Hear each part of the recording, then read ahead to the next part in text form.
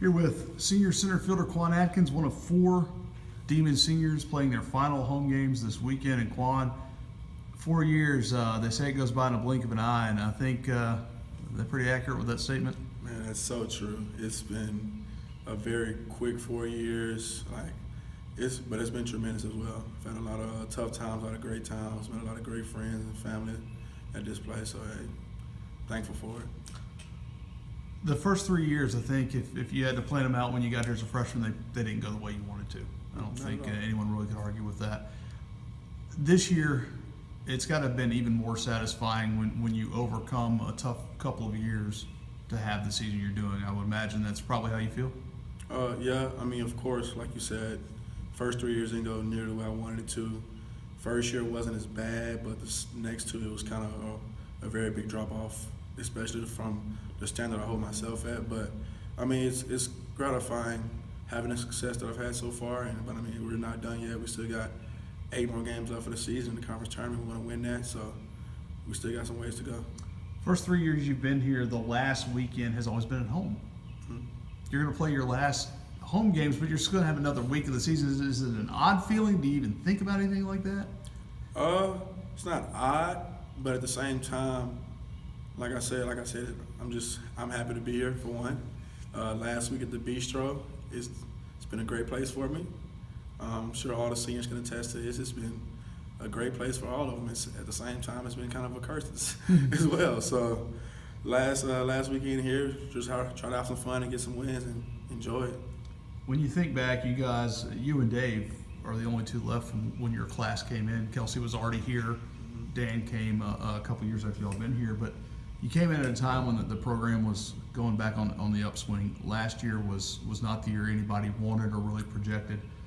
What did you guys meet? Did you guys talk before the season about goals, about things that the way you wanted to treat the season to have the success you're having as a team? Actually, yes, we did meet, kind of informally through text messages. We'll text all the time, like, "Hey, man, we can't have a repeat of last year." Like, that was our biggest thing, was we did not want to repeat the feeling of last season, especially being our senior year. We wanted to do everything we knew we could possibly do and leave it out there and leave no doubt to these younger guys that, hey, they gave it all they had that last year that they played at this university. So, I mean, last year was an eye-opening experience for everybody. Like you said, me and Dave were the only two guys left out of that class of 14, which actually brought in 14 players. And like UL Monroe's got the same amount of players in their class, and that came into my class that they do. So it's hey, you know how they say, look to your left and look to your right, somebody won't be here, and that's kind of how it happened. I know anytime you come into a new situation as a freshman, like you guys did, there are guys that naturally you gravitate to, you bond with. Who were some of those guys who were big influences on you? I'm pretty sure I know one right off the top of my head. Well, of course, everybody knows Nick. That was my boy. Shout out to Nick Heath. He pretty much took me under his wing for the first 2 years I was here before he went on to pro ball. But also Court Brinson, Brett Underwood, Caleb Dugas, like those guys, they've been a positive influence since my freshman, sophomore year here. And I mean, even CJ Webster, he was a senior my freshman year. Like those guys, they always tried to make sure that I was doing okay. They always checked in on me. Like, I still talk to some of those guys from time to time, not every single day. Like, I'll talk to Nick probably once a week. We saw Caleb this past weekend in San Antonio. But I think it's a big deal for seniors to get to know the underclassmen, because you never know what type of impression you'll leave on them. So I just hope that when I leave here at the end of this year, that those guys can say, "Oh, Kwan wasn't a POS. He was actually somebody that was enjoyable to be around." Memories, you talked about those guys. It's kind of strange, I would think, to be in a room like that and you start mentioning these guys and you probably get some blank stares when you mention Court's name or when you mention Caleb's name or CJ's name. Kind of a strange feeling to get some of those reactions? Yeah, because for one, not many people knew, like, everybody knew me and Nick were close. Because we were always on social media together. Everybody knew we were close, but a lot of people don't understand the impact that those other guys had on me outside of baseball and outside of just being best friends. Like, just the way he laid on the field. Of course, Court had great success here as a baseball player. Like, I learned from him. I learned how to handle myself as a baseball player, even when times are going bad. Like Brett, Brett was a guy that I leaned on when I was in the outfield of my freshman year because he taught me how to make reads on the ball. Like he was one of those guys who just led by example. Like he didn't talk much. He wasn't very, oh come on guys, we got to do this. He'd go out there, he'd play the game, and he had fun.